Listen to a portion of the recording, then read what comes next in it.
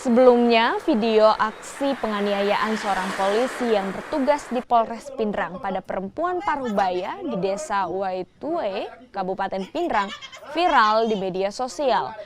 Meski upaya damai telah ditempuh Aibda S, namun kasus penganiayaan yang melibatkannya terus berlanjut. Kapolres Pindrang AKBP Muhammad Roni Mustafa mengatakan akan mengevaluasi anggotanya. Dalam sebulan tercatat 2 anggota Polres Pindrang dirundung kasus perselingkuhan dan penganiayaan.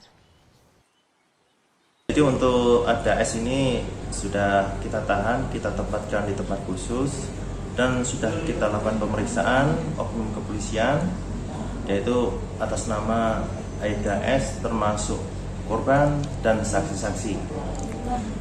Walaupun ini sebenarnya antara oknum kepolisian dengan korban ada hubungan keluarga, dan dari pihak korban sudah membuat pernyataan untuk tidak menuntut secara hukum. Namun demikian itu tidak menggugurkan hukum bagi dia. Gitu. Tetap kita proses Aibda S, selain kita tempatkan tempat khusus, nanti akan kita sidangkan juga. Baik nanti hasil keputusan sidang di mosi atau apa, tergantung dari dewan sidangnya nanti.